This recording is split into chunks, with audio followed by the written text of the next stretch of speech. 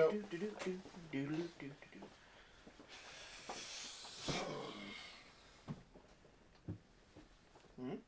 Yeah. Nothing yet. I have not got the link. Maybe the episode. We're on YouTube. Feel me to weep. Well, now what's actually funny about that is like, tag-wise, that's beautiful. Because we have live streaming YouTube, like they want those things. So we may get like a lot of rando people tonight signing in.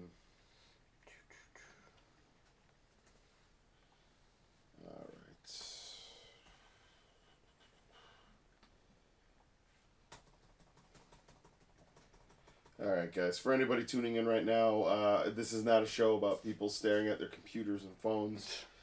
This is a show about toys and stuff and junk. I didn't sign up for that. And stuff and junk. This is what you get for making me care about stuff. Oh, man, I can't wait till I'm old enough to care about stuff. Apparently, we care about Pops a lot. It's true. More than I had originally thought, apparently, and here we are, like a bunch of idiots. Like a bunch of big-headed, really all the same design. Crazy. It's crazy like how many Pops we really did acquire over time, just in like going from like fuck you Funko to like.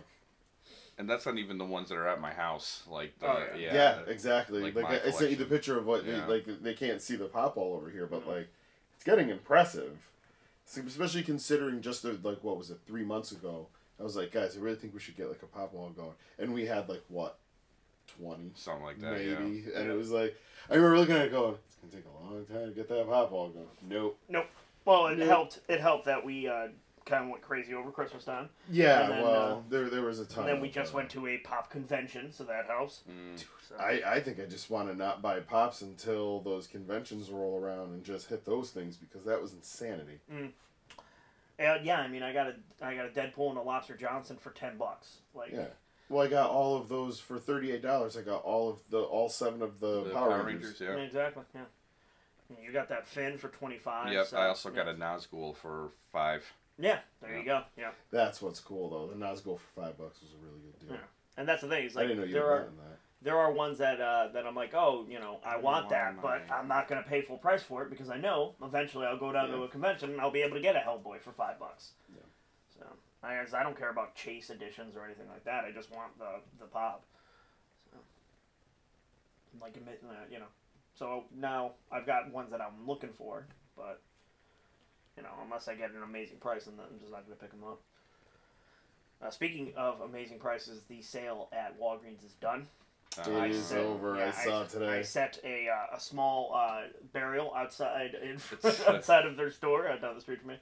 I don't know what happened at the store down the street from me, but apparently wild dogs had gotten into it or something. The toy aisle I walked in, it's usually very neat and everything was everywhere. So I picked through it and I didn't see anything, and I'm like, it's not on sale, so I'm not going to buy it anyways. Yeah. So, still, unfortunately, did not get the Mr. Fantastic that I was hoping to get, but hopefully I'll be able to pick that up sometime later. Yeah, they seem it's a Walgreens exclusive, and they seem to hold on to those exclusives for a while. So. Yeah, well, judging by the fact that I was able to pick up a Human Torch, a Black Ant, and a Sue Storm pretty easily. Sweet. So. Oh, my Marvel Legends collection is disgusting now. Well, I was telling you, at Job Lot, they had those... the display cases, I know, cases. Yeah. I gotta start looking. Yeah, that's what I was just telling Martin. They had these display cases at Job Lot. I think they were 6 feet high, 5 or 6 feet high. Nope. Something... Oh, that's funny. It was an amp that I put in there in the closet that was just kind of like teetering there. I'm like, just get in there! And it like finally just fell over, clearly. The ghost in my house. Exactly. No, dude, the weirdest shit happens in this house. There's one spot on our floor where there's no pipes, no electricity, nothing. Warmest spot on the house. Like, you're like, ooh, my feet are cold. Go stand on the warm spot. Like, why is the spot warm? Spot. Yeah. Well, look, Lisa says one night, I'm standing out and I go, why is it so warm? She goes, because that's where someone died. Like, totally deadpans man walks into the kitchen. I was like... But she didn't say it in her voice. My balls are cold. Yeah. Because that's where I died. Oh shit! All right, so we're almost done here. My YouTube is like. We have to all go over tonight after this. We have our normal stuff to go over, but I think we have to go over our the summer schedule for different conventions. There's a lot coming up. There's a PhillyCon coming up. I love the PhillyCon, and driving to Philly now is just such a nothing thing. The truth is, I think if we make it a weekend and we go to Sesame Place, we take that route. I locked it down. My sister will be letting us use her pop-up camper. Nice. 100%. West Virginia, here we come. Oh, how many times are we going to play Country Roads? 1,000 times. Aside from the fact that it's like seriously one of my favorite songs. Like there's that weird. Everyone has their weird list of music. Like, oh, my guilty pleasure, motherfucker. I am not guilty. Like, I love John Denver. We will listen to John Denver. The John Denver Experience. Oh Jesus, yeah. No, I'm totally. We're gonna listen to that. So you'll be excited. My son is a huge fan of My Hero Academia. Nice. They have it up. They have it up on Hulu. So I was like, oh, let's start watching it. And I started watching it, and I'll admit. I fell asleep, but that's because I'm exhausted. Yeah. But my the boy loved it, and he's been watching it. I think we got through like 4 episodes. Yeah. Is it dubbed on? It's dubbed. Oh, okay, that's cool. They have they actually have a decent amount of anime on there. They have Akira both dubbed and subbed. They have a bunch of stuff on there. So. Yeah, Hulu's been pretty decent. So we have a couple of people signed in now, so we'll start talking here. We got Too Many Donuts signed in, said he saw Black Panther today, and I have to say one word is that it is pure sex. Nice. Can't find that. Isn't damn that Walmart 2 words Black though? Panther. Pure sex. He says one word is pure sex. Okay. In quotes. Yeah. Ninja, Arson Brother Ninja from West Virginia. I guess put in the chat here, Ninja. Is it hot there in June? And the reason why I'm asking is because the pop-up.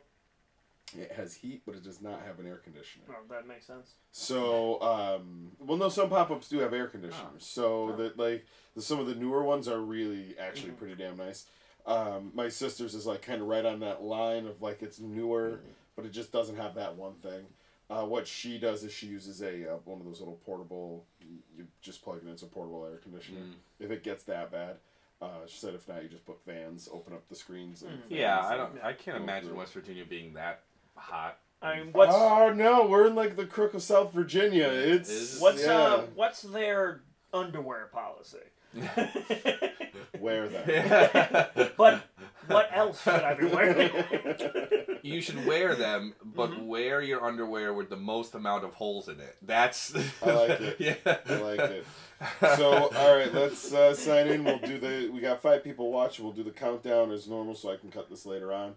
And so this is the part where the live viewers get to watch like the 2 seconds of. They're so lucky. Yeah, up until this point, this is actually kind of funny. It's a tame version of what we say before the camera. Up until this point, it's pure sex. It is sex. No, yeah, it was funny. Like the things we talked about. It was like. Right before I hit the button, I always go, all right, guys. And they're like, say like that one awful story. And it's like, okay, we done? We're good? Okay. We tell the story that will definitely not allow us to run for office. Oh, yeah. Those stories are for the Patreon. Exactly. No, it's just Chris is sleeping. That too. Yeah, all right. So Ninja's saying it depends, but it's not too bad, really.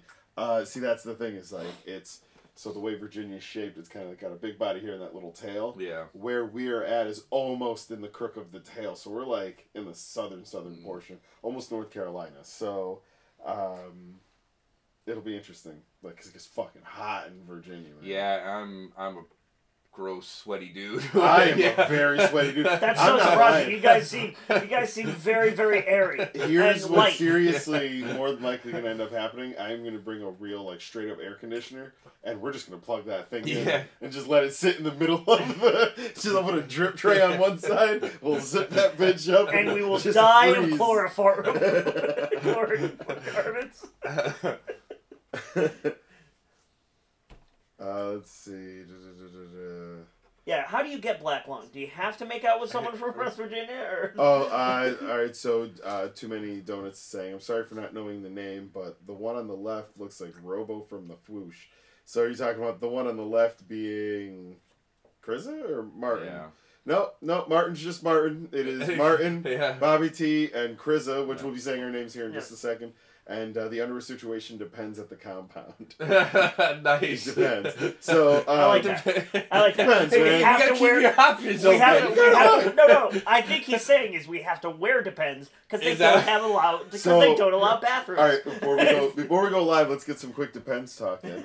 So, my wife, I can't. My wife's best friend. Well, my wife's best friend just had her birthday. It was her 40th birthday, and you look around at the.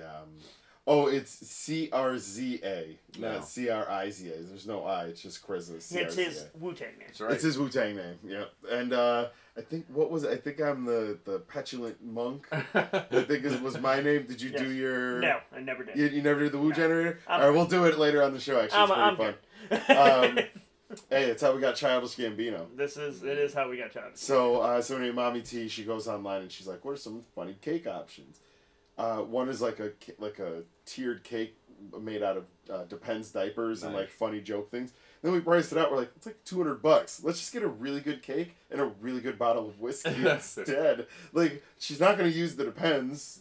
This is going to suck. Yeah. You should get her one of those cakes where it's the Bristol stool chart, but it's all chocolate. Oh, gross. I don't get these people. I don't understand. I think they want one of my wife's idiot friends wanted to do that for her. Baby shower. We're just like, oh yeah, and then we melt a bunch of candy bars in a diaper. And I'm like, why? No. You gotta guess which one it is. Like, God, what are you doing? This is not it. Yeah. All right, so let's start it up. 5, 4, 3, 2. Thank you for hanging out in the arcade. We are 5 Live. I'm Bobby T. I'm Martin. And I'm Krizza. And today we're talking toys as always.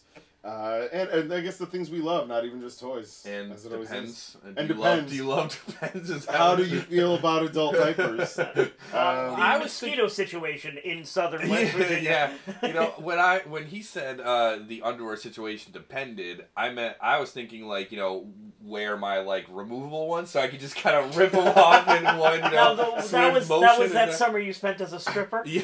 No. Well, what's actually one summer? I don't know what you're talking about. How is it one summer when it's it's one summer when summer never ends. Who wants the eternal summer of Krizza? Summer's been going on for 25 years. Who wants a doughy man with a beard? Exactly. A lot of people, actually, most of our subscribers. So he just come on, bang bang Krizza. Oh fuck.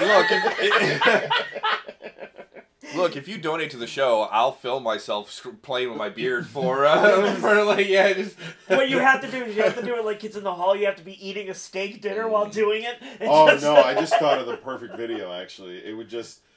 The middle screen would be you, just staring. It would probably just be like a frozen picture of you staring directly into the screen. Beard and all, the whole thing. And then 4 little screens going where one is again you eating a steak and the one down here is you just brushing it like you're thinking about something. One in the corner is you being a lumberjack. Yep, one you're just chopping wood and the other eating a messy ice cream. Yep, and then in the background he's a man. There you go. No, the theme song to The Village Peoples Can't Stop the Music. The Steve Guttenberg dong vehicle. No, it wasn't Steve Gutenberg's dog. It wasn't Goot's dog because they weren't giving the Goot enough money to hang. No, dog. absolutely not. That thing the would get an Stonecutters Oscar. will never allow that to happen. No. They're like, look, we need to make him a star, and we can't have his dong waving all over the place. You don't see Not stars. G-rated movie. The only star who hangs dong is Fassbender, because why wouldn't he? So. The movie we're actually talking about right now is a movie called Can't Stop the Music, starring Please watch people and Steve Guttenberg in a tale of who knows what the fuck, but it's rated G because it's a musical. Yeah. But really, it's like a sex romp musical. Well, the problem is it was made before there was there was middling ratings, so there was no PG-13, there was nothing. Yeah. It was just PG or R.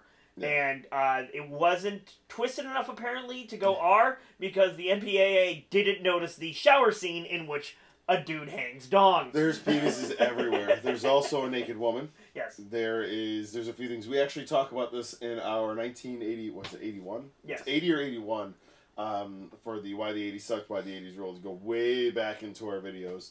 But we talk about that quite a bit because it's like, I didn't know about this movie. And so in the video that we shot, there's really a moment of shock where Martin goes, this is a movie where someone hangs dong. And I just like, what?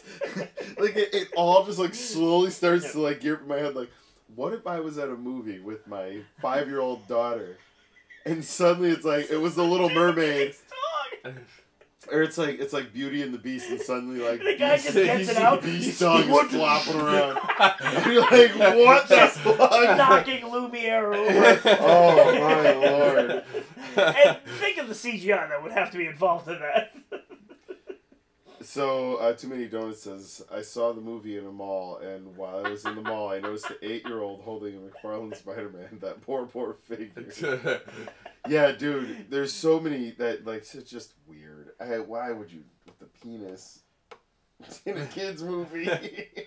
It's not a kid's movie, though. That's the thing. It's a gay man movie. Oh, it is most certainly. Yeah, G movie, we've actually equated so many things to just being a G movie as a kid's movie, and it really isn't. Most documentaries are technically G movies. But they're not kids' movies. No. Yeah. Yeah, I just watched it. Actually, we'll go into this. What are you watching? I don't remember. It was a while back, but it was something I wanted to talk about. I got to get the name of it exactly. It was a documentary about a mining town that people were coming into this. It was a fracking town, and there's a pastor that was kind of. He was just the pastor for the town, whatever. These guys who were coming out there and not getting jobs, they would come to this guy's shelter, and you're like, oh, this guy's really helping these guys back on their feet, and it totally takes the turn you think it's gonna turn, but the entire time you're watching it going like, nah, it's not gonna happen. Nah, it's not gonna happen. And then it happens, you're like, you son of a bitch, it happened. So I gotta get the name of this, but it's one of the better documentaries because it just. The way the narrative is told, and we all know that documentaries go in with a certain thought process. They really do want to tell a certain story, and they'll take the footage as it is and edit it to be what they want. So what happened? He helped them get back on their feet, right? They were on their feet at one point. I would think. You get bored of certain things, I guess, but you had to try different positions. We all get bored from time to time. So, I also watched that show Everything Sucks, and we had talked about this briefly, but...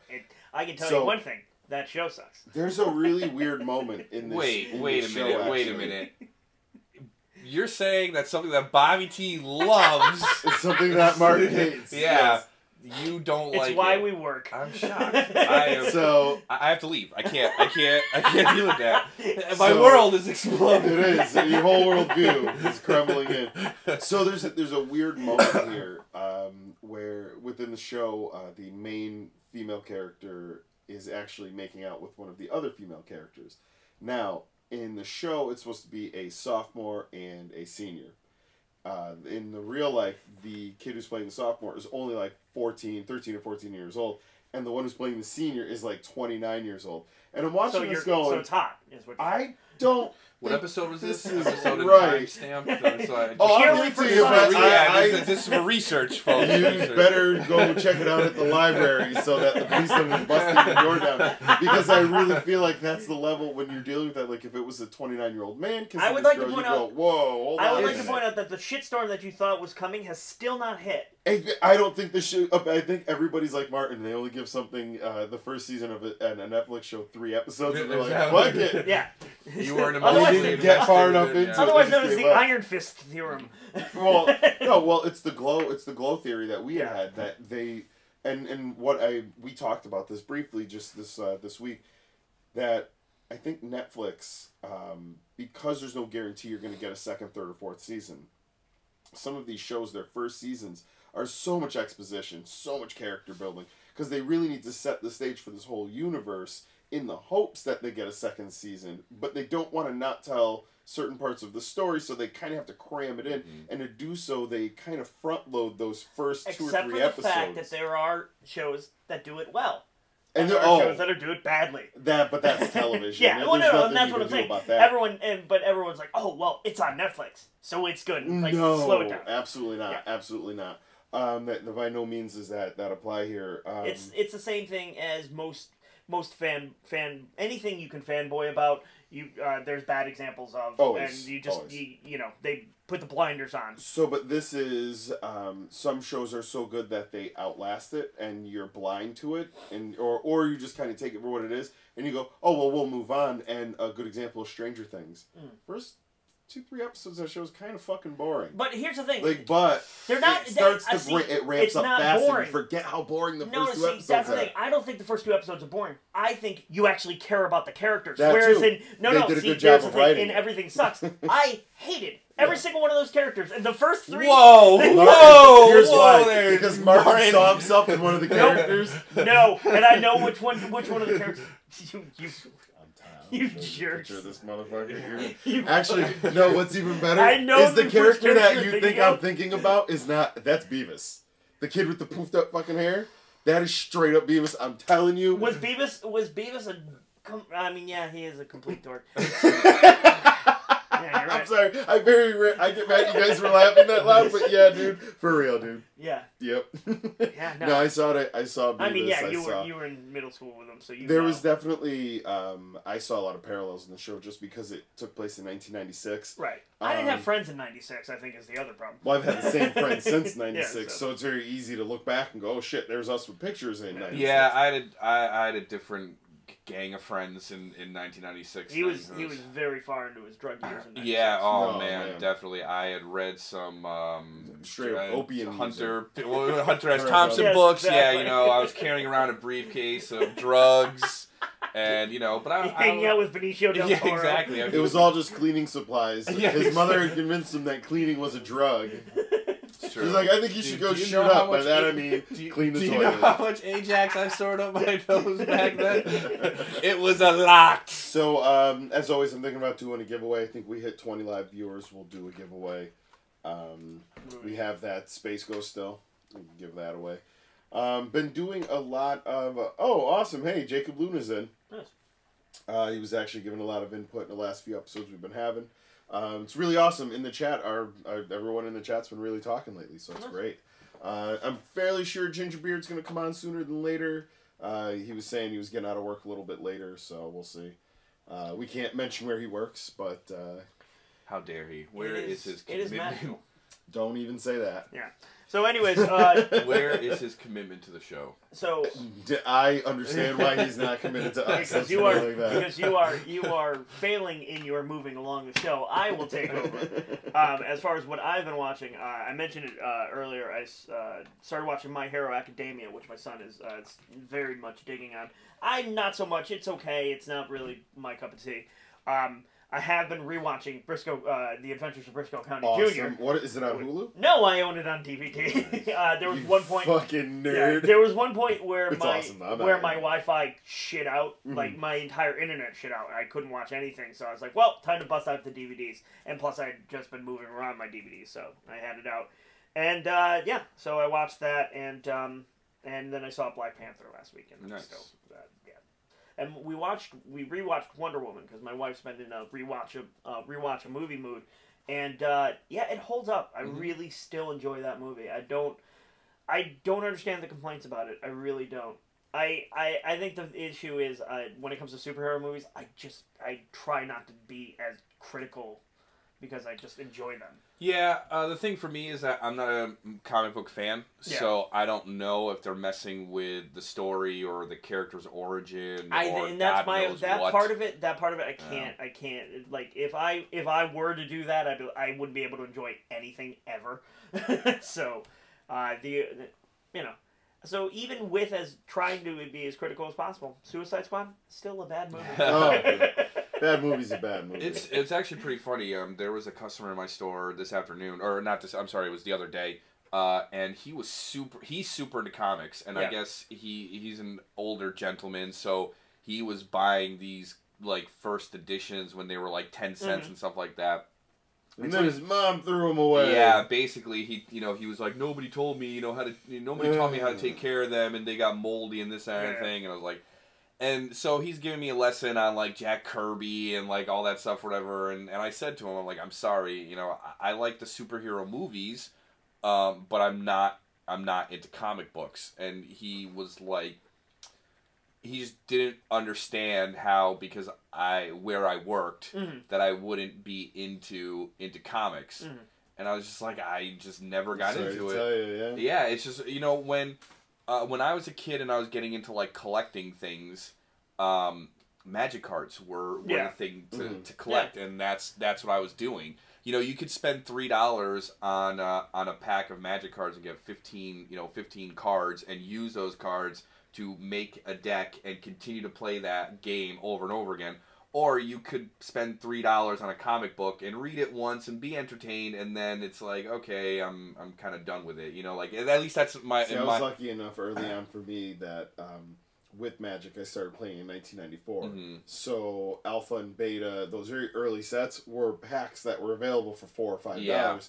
So I did load up on a ton of those. It paid off for me later on when I got broke as hell, and was like, I'm just going to blow up my Magic cards, and it fed me for 3 months. Oh, yeah, I mean, I started playing right around when 3rd edition, or I think it was called Revised at the time, so I started right when Revised had come out, so yeah, I got into it almost at the ground level. I mean, Revised was right after. You had Alpha, Arabian Nights, and... Dark Legends, Antiquities. Antiquities, that was it. And I think there was that other one, Fallen Empires. Yeah, one of the worst card series of all time. Yeah. Great art. I love the art. There's one of my favorite artists from that line. His name was Quentin Hoover.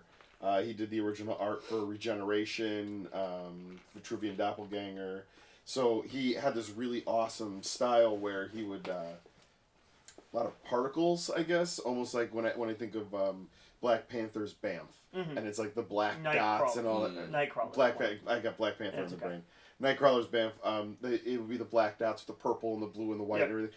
This guy would incorporate a lot of that, but it looked like shredded ribbons almost. Very hard to explain. You got to see it. His name's Quentin Hoover. But yeah, so I mean, I had a lot of those old. Yeah, I had a lot of those old cards too. That I sold and traded away and gave to friends who were still playing the game and stuff like that. But to me, I guess, I don't know, there was more value in Magic the Gathering. Well, it comes down to what you were into as a child. Yeah, exactly. And also, like, I started collecting comic books when I was 8, and I never really stopped. So I was never opposed to comic books. Like, a comic book to me was almost like one of those things that my mother bought me when I wasn't feeling well. It was like, oh, you're sick, and I have to take you somewhere, and oh, look, we need to go to CVS to get your magazine. Hey, look, there's... It's crazy because your mom had an extreme case of Munchausen, so I'm surprised you didn't have a monstrous pile of comic books, just keeping Chris at home constantly. Just because she's German doesn't mean she has Munchausen. So that was my kind of experiences with comics. It was just more of something. It's like, oh, you're not feeling well. I got to take you here. Oh, look, here's a comic book rack. Whereas my mother would just spill beer on my comics. So what coaster? So yeah, what are you watching? What are you watching? I've been rewatching a lot of stuff because for the past few days I've been kind of sick and just kind of laid up. Buying yourself comic books? Yes, exactly. I've just been kind of laid up in bed, so through my my medicinal coma, when I do kind of get out of it, I'm watching like the IT Crowd. Beer Fest just got added on Netflix. So it did. Yeah, I'm watching that tonight. I was watching that. After I watch a 45-minute Lex Luger versus... it's so bad. We'll talk about that in a second. I did watch a really interesting documentary about the Nazis. It was like Hitler and his evil circle or something like that. I think it was just called. I started watching that, and they did was that the one that had the recreations? Sort of, yeah. They were so awful. I'm like, I can't watch this. I really liked it because I never really knew. Like, I guess the way that history portrayals, like, Goebbels and Himmler and all those, members of Hitler's inner circles, history's portrayed them as a united like group. It's like these people. They were always exactly. Yeah. And so it was interesting to kind of see that all these like really big personalities clashing against each other and kind of like one up fighting for Hitler's approval. Yeah, exactly. And again, history kind of portrays them as this kind of like unified organization where like Hitler's at the top and then everything's kind of going down down the order and everything's being done. It's like and it just they made it seem like these guys it's a well-oiled machine of everybody working together, and it wasn't, which was for cool. a philosophy built around order. There was no order whatsoever. In the chat, we have Jacob Luna saying they say that Hitler never died. That was always the thing that the theory that he escaped to Argentina with the rest. Well, yeah, because I mean, there's the boys in Brazil. Yeah, well, the thought process behind that was one, they never really found the body, and two, the Soviets destroyed it because they were the first into Berlin and they destroyed the Reichstag and just bombed it. So yeah, they would never know. Yeah, exactly. So Jacob Lugana asking, who do we think will be the villain in Wonder Woman 2? I really think they're looking towards Cheetah. There's actually rumors out there that Kristen Wiig. Yeah, Kristen Wiig is the Cheetah for next movie. I've seen like a couple, the reaction articles, which are always garbage. Always. But it's sort of like, oh my god, she's good. And it's like, no, she's a really good actress. She's Comedy really awesome. is super goddamn hard. And I'd love to see her in that role because Cheetah is not all that with it. So no, and I could see her playing it crazy. I can also see her playing as Eartha Kitt, kind of like real, like long drawn out and a little weird. Exactly. Little head casey. Yeah. Speaking of Kristen Wiig, I watched Extract on Netflix as well. Which, I recently watched that too. She was in that. Yep. I enjoyed her role. Mila Kunis. Yeah. I saw Mila Kunis once when I lived in Brooklyn. She lived in Park Slope on the other side of the park, and it was he looked through binoculars. Oh, I tell you what, I did not want to get close. No, it was her, like the biggest bodyguard you've ever seen in your entire life, and he wasn't like the typical like big black dude bodyguard. It was like the hugest Samoan dude you've ever seen. We're like, it was Maui. Nothing. She was her bodyguard was Maui, and then Maui transformed himself into two giant Rottweilers. That was, and then like little Mila Kunis walking around, like I'm gonna sit on my blanket, and you're like, can I leave? I don't want to move. I think Maui's gonna kill me. No, so yeah, Mila Kunis. Yeah.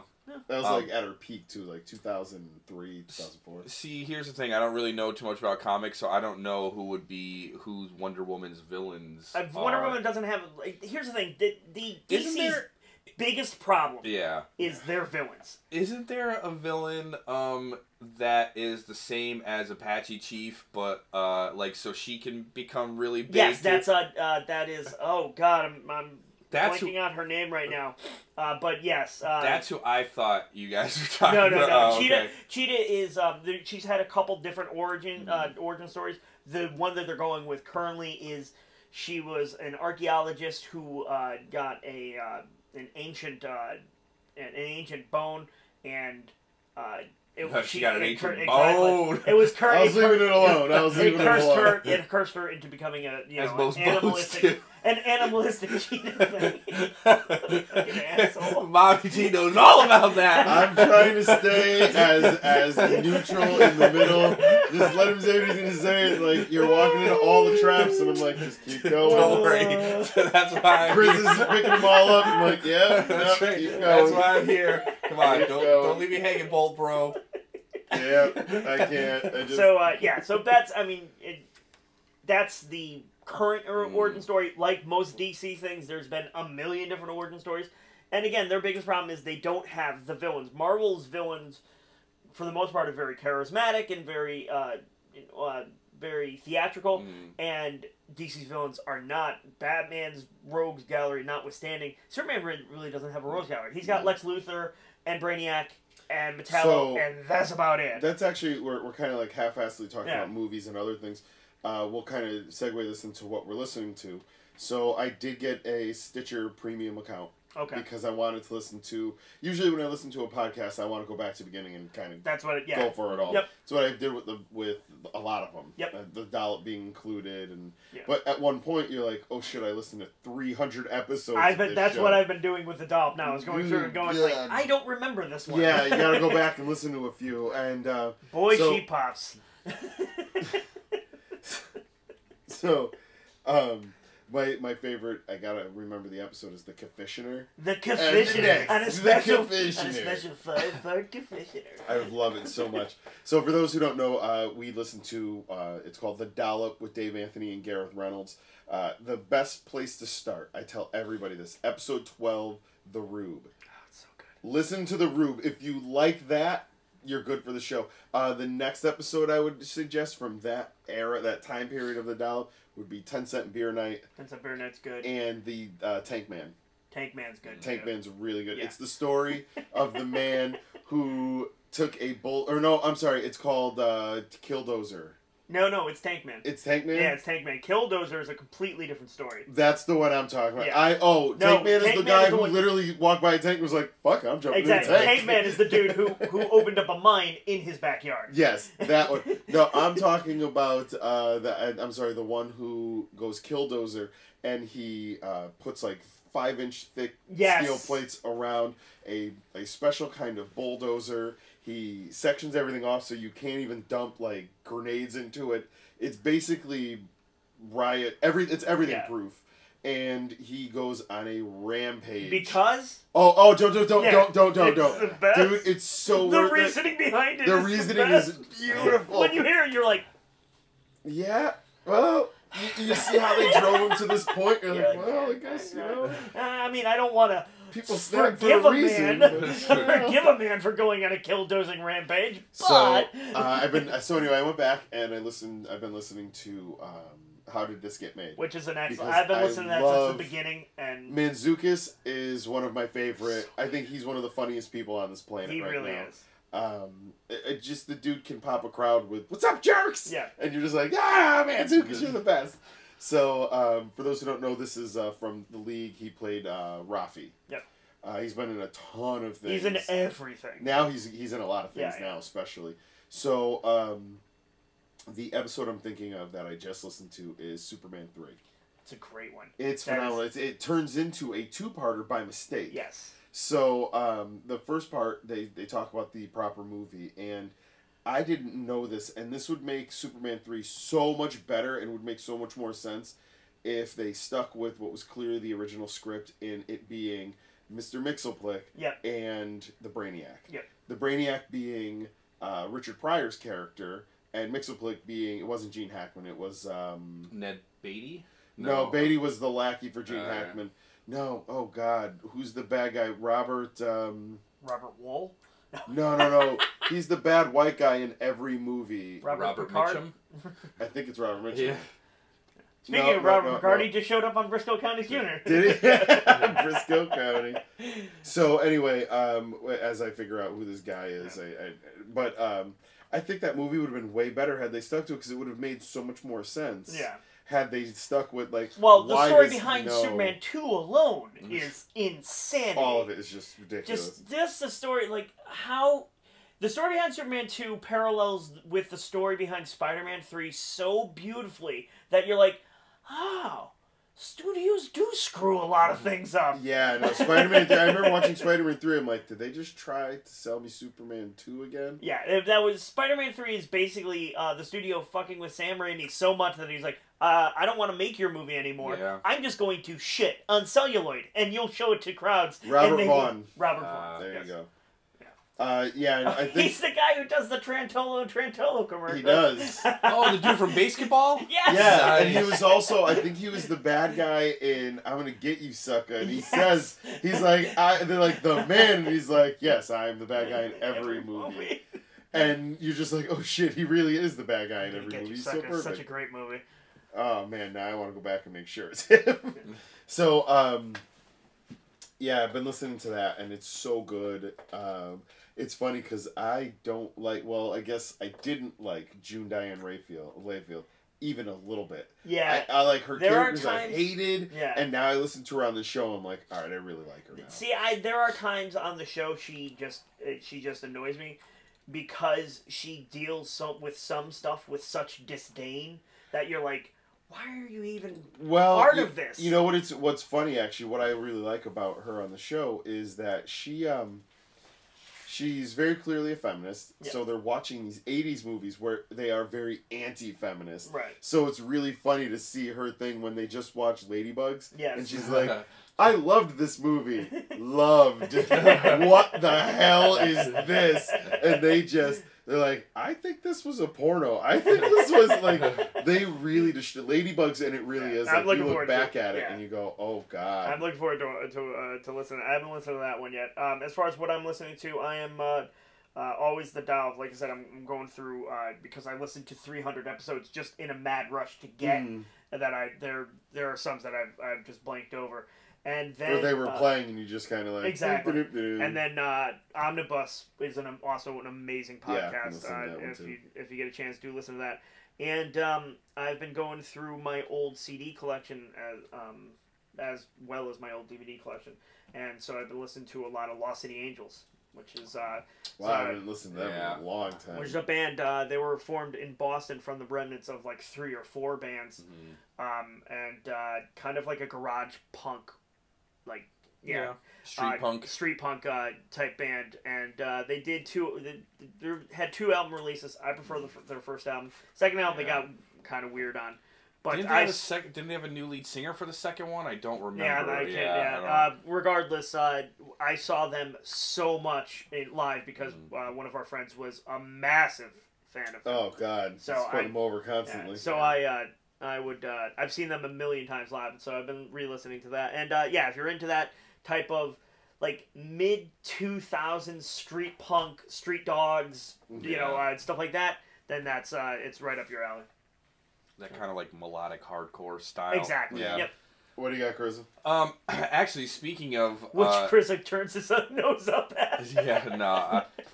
Speaking of, I guess, finding or re-finding music, I was going through some of my stuff the other day, and I found an old compilation record or CD. I don't know if you guys know these, but there's a record label out there called Go-Kart Records, and they used to release these comps called Go-Kart Records versus the Corporate Giants, and there was I think there was 3 volumes, and I found the 3rd one, and there was so many good songs on that I just completely forgot about. So I've been on YouTube and on my Google Play account trying to see if some of these bands are on there, which I have. So I've been revisiting them. I've been listening to Heads versus Breakers, Indk, INDK, which is another offshoot band of Choking Victim, Leftover Crack, Morning Glory, that basically the same 4 or 5 people in 8 different bands. It's the Mexican food theory. There's 5 or 6 ingredients done 20 different ways. Yeah. But they're all great bands, yeah. And even though they're the same members, they all sound just a little bit different. So it's not too hey, look, I like tacos, and I like taquitos, and I like nachos. Yeah. Same thing 3 times. Exactly. So yeah, it was nice to revisit some of those bands that I kind of forgot about, stuff that I'd listened to, 15, 16, 17 years ago, that I'm oh man, I was super into these guys. Speaking of that, I came across my fat music for fat people. And I was listening through that, and of course, you put it into a CD player. The CD player doesn't know what to do because it's 106 tracks of it was put out by Fat Records, and it's 106 bands doing 15-second songs. God, so it's all yeah. But there are some amazing songs in there, and there are just crap on there. I think my favorite was "Give 'Em the Boot." Yes, Give 'Em the Boot's a good one. I think that was the first "Give 'Em the Boot." Even had the Scotalites on it. Yeah, Hellcat Records. Yep. Yeah, Hellcat Records. It had Latin Ghost Ska by the Scotalites. And my favorite version of it, and I think it was $5. Yeah, and that was the heyday of the punk compilation. Everything was $5. You can pick up the Punkorama stuff. the Warped Tour album. It was always Blank Goes Punk too. Yeah. That was a big or one. Punk Goes. Yeah. Punk Goes, Metal. And then Punk that goes. went badly. Yeah. That went bad fast. Yeah. After you were done with once you got into show tunes. No, it was Punk Goes acoustic. That's when it started going real downhill. God. That's when you realize how talented they're not. Yeah. One of my favorite comps though was the Strength Through Oi. The Strength Through Oi records were always very good as well. Yeah, that's for as much of a joke as they are now. Hot Topic was really a leader in that. That was a really time. If it wasn't for Hot Topic, there's a lot of bands I never would have found. Yep. But then they took this hard turn away from music, and now they're bringing it back with vinyl. But that's it. Mm-hmm. You get vinyl. Well, see, lucky for me at the time, in the early 2000s, one of my best friends was going to school up in Providence, and plus I was actually dating a girl that I up there too at the time, so I was up there all the time, and I'd always hit Newberry Comics up at the Providence Place Mall. Nice. And I'd grab whatever punk stuff I could find when I was there, and when the LNG Club was open in New London, oh, that was awesome. They would always put on these really great punk shows, and you could find all the music there from whoever was playing, and they were like $5-10 for these CDs to at these concerts. It was awesome. Yeah, there was around that time I was living in Florida, and they had these little stores. Bill had worked for one of them. I can't remember what it was called, but it was a huge record store. They did a lot of used stuff, so you'd find some cool stuff. And what was great about him working there was he'd call me and go, "Oh, the Misfits box set came in. We're going to mark it at this price." And I come in and go, "Here's your $30. Yes. I will gladly take that Misfits box set. Thank you very much." So Jacob Luna, you took a message back. I was in the middle of reading it in the chat. He retracted it. But it was something good, and now we talked about other stuff, and now I can't remember what he typed. But it was something really good. So leave that back in the chat. Don't retract anything. No. Yeah, we'll retract it. We can't. What the hell? Yeah, exactly. We'll get to it. Even if we're on a tangent about depends and depends. we'll get back to it. So we did get some toys this week. Chris went a little nuts. All of those pre-orders that we had been dealing with. Yeah. And you know what? It's a perfect time for these pre-orders to come in because at GameStop, all the pops are buy one, get one half off. So I picked up my pre-order and your pre-order, and one of them was half off. Over the next, I guess, as we go into the toy portion of the show, over the next 2 or 3 weeks, you're going to see a lot of toys coming out. The reason that is because Chinese New Year is over. So all those crates that were sitting in the harbor full of nice new shiny toys have finally started coming out of the harbor. The Infinity War sets of Marvel Legends started hitting Walmarts. There's some at my local Walmart, and the Thanos Walmart exclusive started to hit Walmarts as well. So and there's a lot of really good ones. And also, Figuarts announced their Infinity War set. And they are all absolutely gorgeous. That Iron Spider costume, when I see Iron Man film, with the exchangeable arms. Yeah, the Iron Spider costume with when I see it in film or on pop, I was like, eh. When you see it on the Figuarts, you're like, that's the most gorgeous thing in the world. Yeah, no, it really is. Yeah. So also this week we had Emerald City Comic Con exclusives and a big fuck up on the side of Barnes and Noble. Yeah. Big and bad. Oh yeah. So I guess first. We'll go real quick into the ones that I grabbed, and then we'll go into the ones that you grabbed. Sure. We grabbed a lot of pops. Before we do that, also real quick, Infinity War did move their date up a week, so it's now coming out the 27th of April. Okay. Everyone says the reason for that is to avoid competition with Deadpool, because Deadpool moved up to mid-May. Makes sense. Which makes perfect sense. I don't give a crap. I get that movie a week early. There you go. Yeah, I think it also has to do with spacing out with Star Wars, too, because they don't want to compete with each other. So I grabbed the She-Hulk Lawyer, which was the Toys R Us exclusive for the Emerald City Comic Con, which in this case, just like always, there's the fall convention and there's the Comic Con version. It's all about the sticker. Yeah. And she says, "I am a lawyer." Krisa had picked up a figure that I was really very, very excited for, being the Cuphead, the Devil figure. Yeah. You called me, you're like, "Oh, the box is messed up," and it comes in. I'm like, "Okay, it's a pristine box. I don't know what he's talking about." So can't you see it right? It's right there. You ignorant clod. So Chris grabbed the devil figure. Absolutely awesome. I was very excited to actually. Oh, I didn't even notice that his foot is on a set of poker chips. Oh, is it? Actually, you know what? He's got the cards in his hand. You know what? We'll open this one up. Yeah, this one we're gonna open up here. So now there was another pop. The things I guess you didn't know you wanted until they're sat in front of you is the new Rick pop from the new Rick and Morty line. Chris picked up the Rick with the face hugger figure, and it is the GameStop exclusive, so it's actually not featured on the back there. Where's the spinner here? Take him off. We'll put the new devil on the spinner.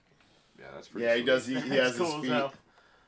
That is a great figure. That is cool as hell, man. So those that looks like my pops for the week, and then I have a few other things. So Chris, you could fire off on yours. Yeah, I have a ton where. Chris, it's really like it was a lot. It's starting to become a thing. We're if you go back, we're worrying about it. I did a live stream talking about the it kind of started with the pops that I picked up, the Power Rangers that I picked up at that the Wayne, New Jersey show we just went to. And then it turned into talking about a lot about Power Rangers. So if you're a fan of Power Rangers, go check that out. I think I'm going to do another Ranger stream sooner than later. It was pretty fun. Sweet. So yeah, we went to that Pop Swap convention. I picked up this Finn Balor. I also got this at GameStop. It was one of my pre-orders. Venompool with a phone. My son is so jealous. I like the figure a lot, especially because he's got his cell phone and he's like, "Oh, hold on 1 second," like, and his tongue is out, like he's talking on the phone, which is awesome.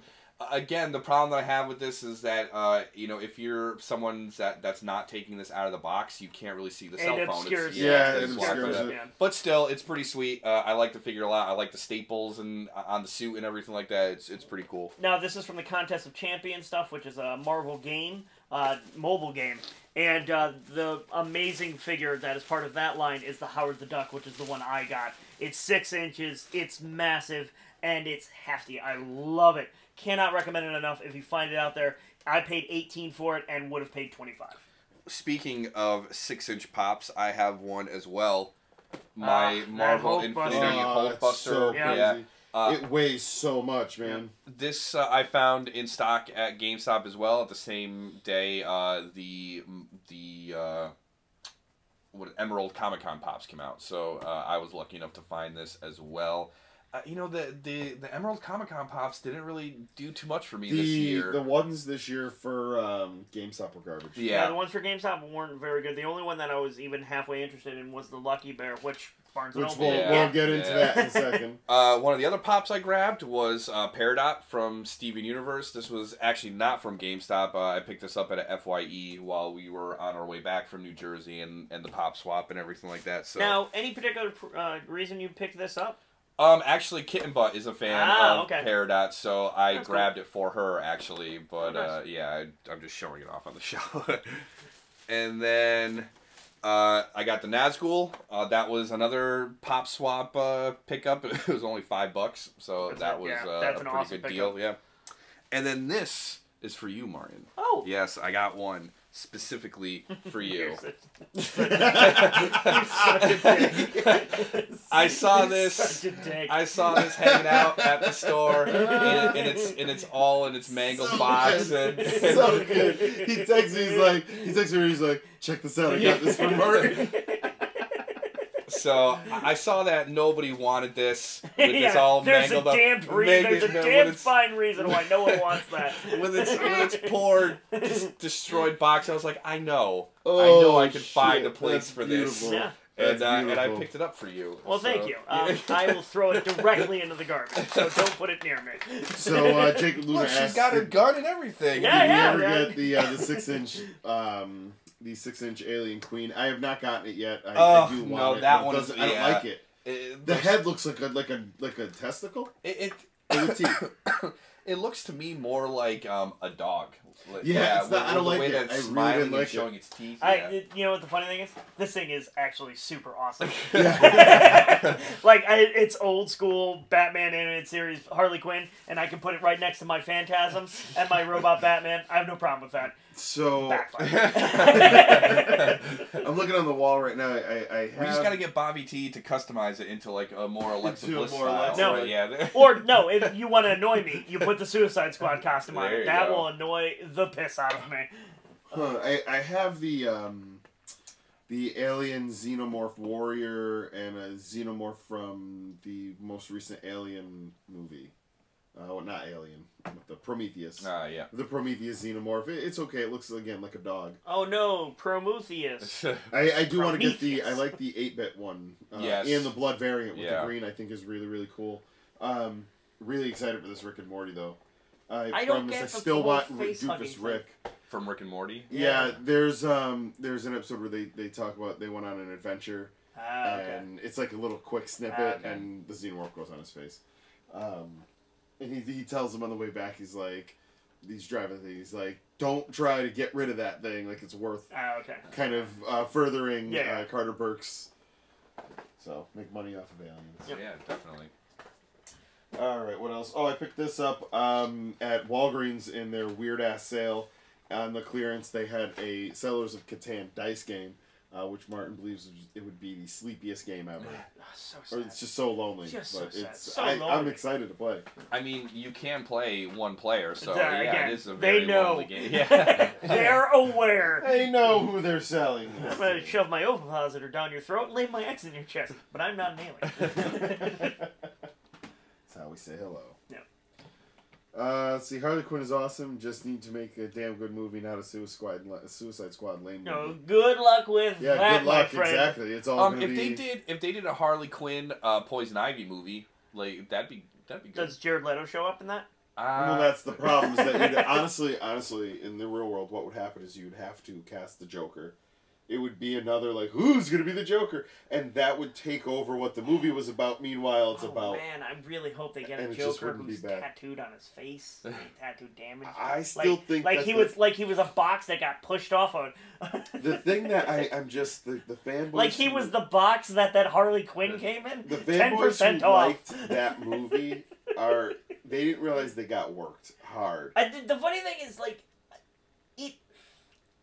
The thing with the Joker is he can, like most out there characters, can get on your nerves super quick when the wrong people adopt it. It happened with the Heath Ledger Joker, and it happened with this Joker. Well, I mean, Jared Leto Joker, as soon as they showed it, I was just like, no, I'm done. Well, so that's what I actually want to get to is I think what actually happened with the Jared Leto Joker is I remember when they first put out the first pictures of him with the slick back hair and the tattoos on the face and all these, and it just looked like when it said the damaged on his forehead, it looked like just cheap ass font, like like Microsoft painted it on his forehead, and everyone took the fattest shit you could take on anything on that Joker. And then they're like, oh no, that's not the Joker. It's totally and then they doubled down different. on it. And then they were just like, oh shit. Here's what I think really happened.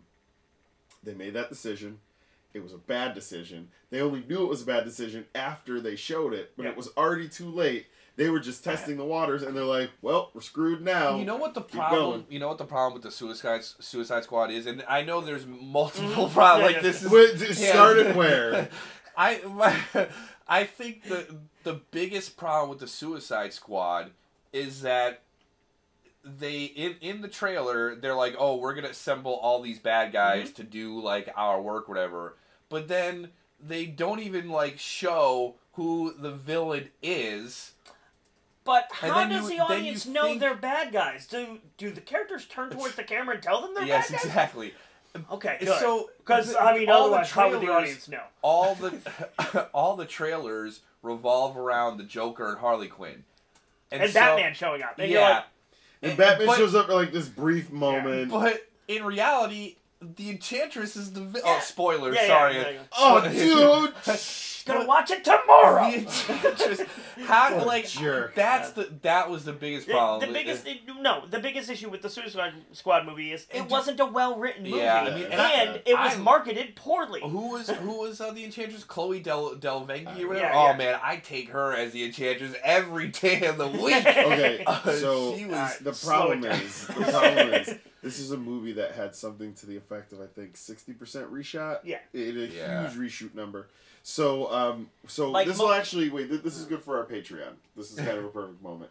We are 5LiveVP on Patreon, so it's patreon.com/5LiveVP.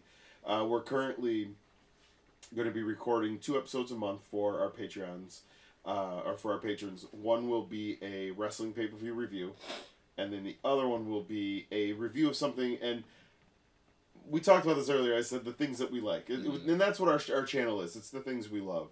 So these movies we review or shows or whatever that we'll do for the Patreon doesn't have to be something that's like, oh, this is bad, let's watch it. This could be something that's good. Or it could be like, I love this because it's so bad. We have to watch this. So the way we did the first 5 is, the first one was a given. It was They Live. Mm-hmm. That's like the awesomest movie ever, I think. So so we get that one. Then there's 3 other movies that we'll do. That'll be I'll pick one, you pick one, you pick one. And we don't have to agree on it. It could be whatever you want it to be. It will not be Can't Stop the Music, however. Not for the first one. So, but then the 5th movie will be voted on by patrons. Yep. So, get over to Patreon. Sooner than later, we'll have some stuff up. By the time we get to the 5th one, it should hopefully be rolling a little bit. But anything is open. I don't want to review like One Night in China. Like I don't want to review pornography. I don't want to review like anything like, I don't want to say super gross, but like gross for no reason. Like I don't want to do like the Faces of Death videos. Yeah, no. I don't want to do, but like if you said Garbage Pail Kids, I'd go, all right, that movie sucks and it's gross, but like we'll watch that or like or something along those lines, but. All right, so we have a new viewer in Trevor Frick saying that he agrees Suicide Squad was not a good movie. I do think. Whoa! You're in the minority, my friend. he says, I do think. We were being facetious. He said, I do think Leto's Joker was good if you change his appearance. I'm with that. 100%. I have no problem with this. My feelings towards Jared Leto are a lot based on appearance.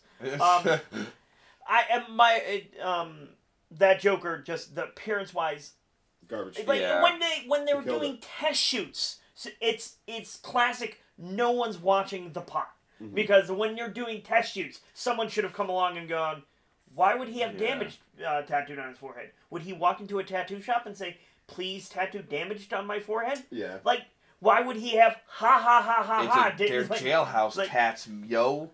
But it looks like, all right, so that's actually kind of funny you say that. So there's a invention a few years back.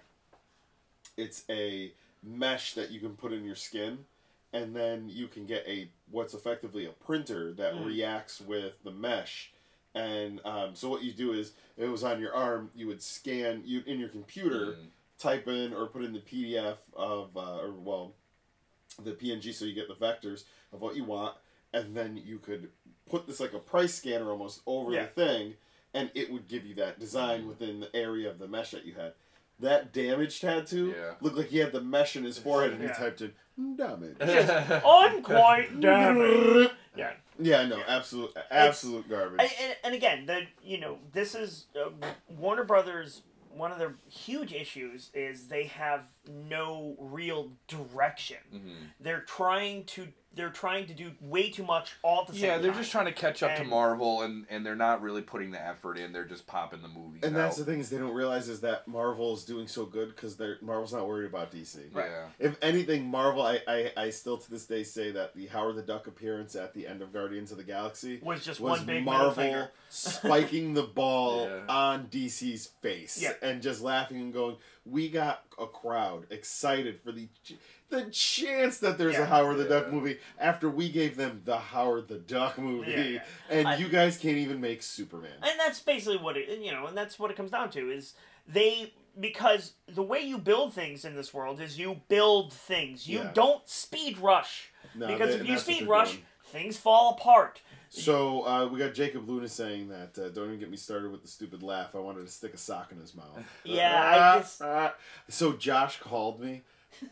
He had seen Suicide Squad in the theater. Now, hold on, stop. Yeah. I saw it in the theater, too. No! Now, the reason why I saw it in the theater was because my niece, I brought her to the movies. I'm like, what do you want to go see? And she's like, I want to go see that. And I was like, You're blaming on your niece. Can you please go see something else? And she's like, no. And she goes, the Harley Quinn's really cool. And I'm like, oh, God, I can't wait to tell Martin this. So, yeah, I saw it in the theater. So I don't like your niece anymore. So Josh, I'm talking to Josh, and I was like, so did you see it yet? And he goes, yeah, I did. I go, so how is it? How's the Joker? And he goes, He does the laugh perfectly. And I go, wait. Like, there's really me holding my phone, and I'm like, he does the laugh, and there's a really, like, pregnant pause there where you're just like, son of a bitch. And I went, is that what he sounds like? He goes, 100%. I saw it in the theater. I'm like, Josh can't be that. Oh my God, that son of a bitch is the worst. Okay, the Joker as a character, it's extremely iconic, and the people who've played him have done it very iconic ways. Like Nicholson's character is Joker is completely different from Hamill's Joker, completely different from Ledger's Joker. So yeah, you want to make it your own. I get that. But someone has to come along and go, you sound stupid. That's quality control. Yeah, you need somebody who says no. Yeah. So Trevor Frick is saying that Warner Brothers lacks the confidence with sticking in the original direction of a movie. That's exactly it. It's the reshoot issue with Suicide Squad. Yeah. Was the original Suicide Squad actually watchable? We have no idea. Yeah. We'll never know because they hacked the thing apart and left most of it on the ground. Here's the issue. When they gave that movie to David Goyer, what had he directed previously? Blade 3. Yeah. Why are you handing that man a movie? Yeah. What's your thought process? So, hey, any Triple H vehicle is a vehicle I can Hey, look, anything that involves Patton Oswalt and Ryan Reynolds and Triple H. And Triple H. You know, Suicide Squad just needed more Enchantress. That's really all that changed it. That's really all Fire it comes down Demon to. At the end was fucking awesome. Like, I really liked it. And it's like, where did this come from? There are parts of that movie that are done very well. Like, the El Diablo character is really cool. Killer Croc. Yeah. Croc he was okay. Yeah. I think if you take it as its parts, you can go, okay, this was good for that reason, and this was good for the other reason.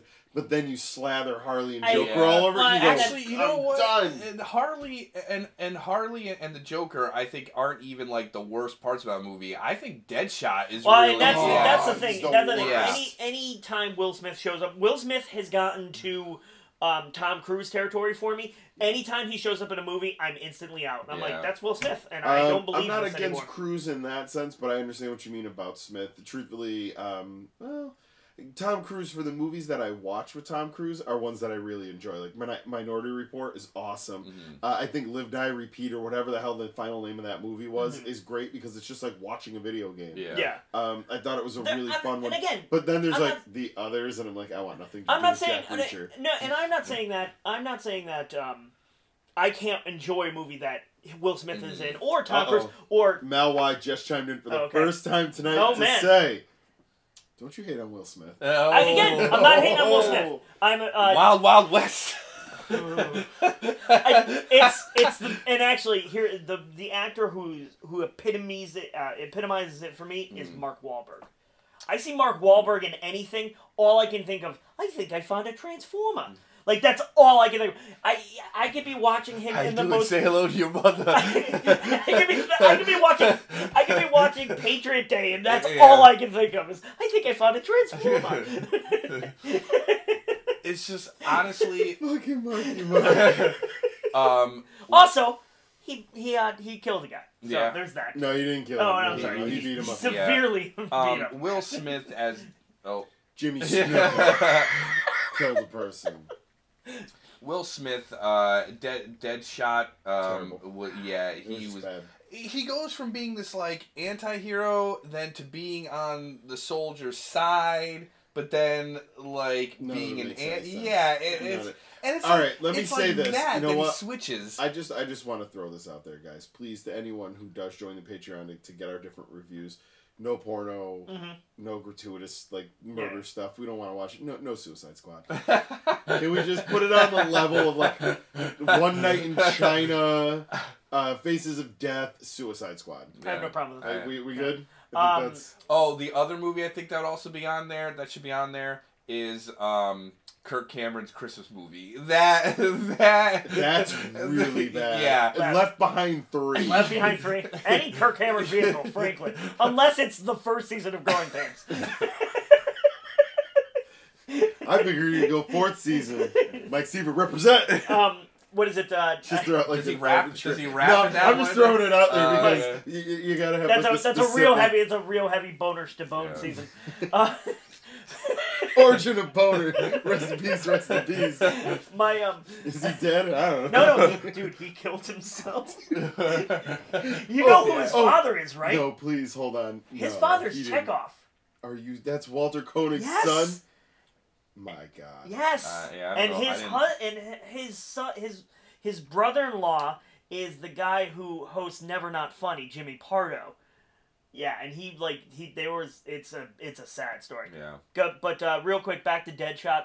The thing that really ruins Deadshot for me is in the cartoon, Michael Rosenbaum voices Deadshot. Which cartoon?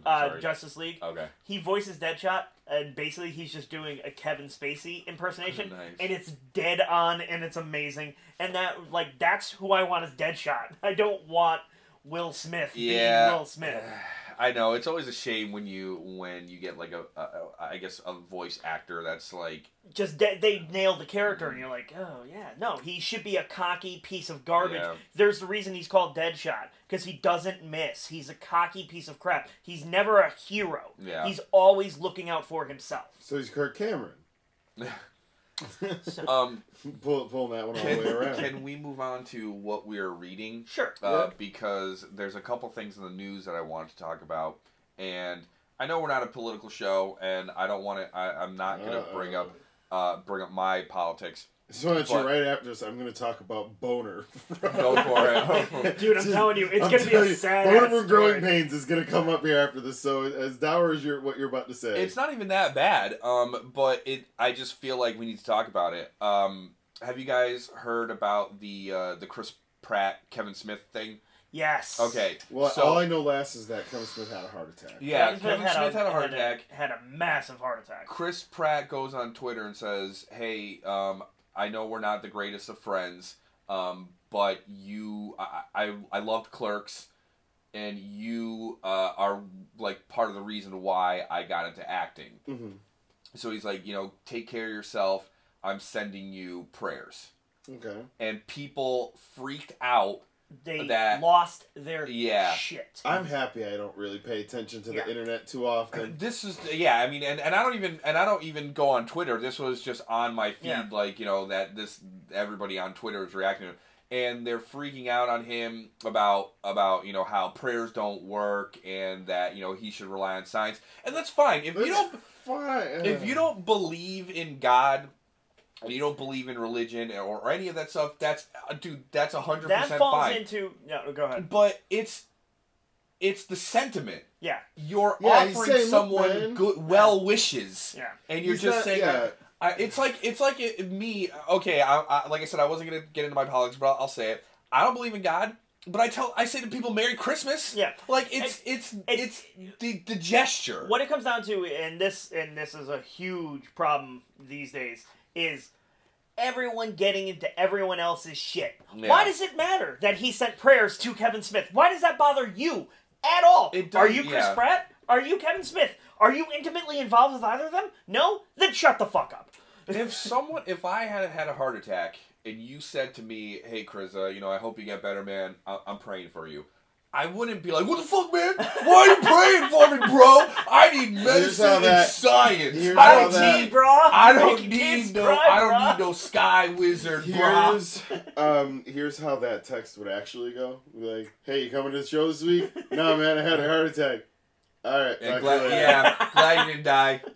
Yeah. No, actually be like, idiot. Yeah. That would actually be PFFT period idiot. Yeah. And then that'd be the all right. Well, so the other thing I wanted to mention is that people are doing the same thing with Jim Kelly. Yeah. Jim Kelly, the quarterback for the Buffalo Bills, or former quarterback, he went to 4 Super Bowls with the Bills, lost all of them. Oh.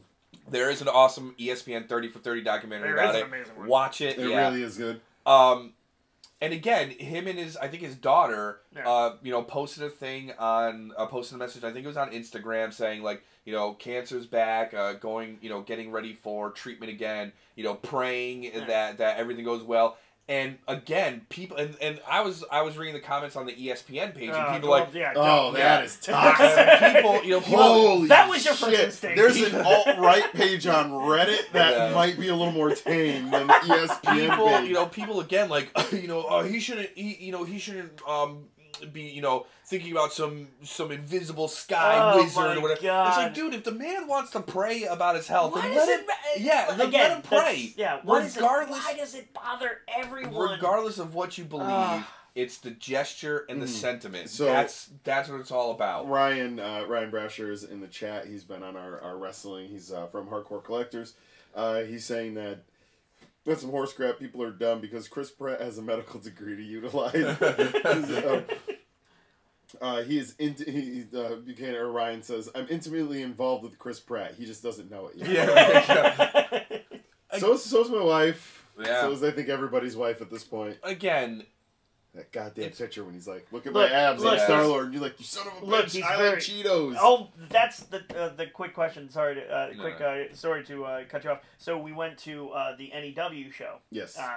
And I did not realize this, but my former assistant manager was also at that show with her son, and she posted up a bunch of pictures on Facebook. And some of the people I work with were like, oh, did you see her? I was like, oh, I didn't realize. So I went on Facebook, and I said, oh, hey, missed you at the show, sorry. Wasn't it great, though? And she's like, yeah, and she had a bunch of pictures with her and her son and Flip Gordon. And she's like, yeah, it was so great. And she's like, Flip's such a great guy, and he's super nice. I was like, yeah, he's the best. I love that man. And she's like, and he's really cute.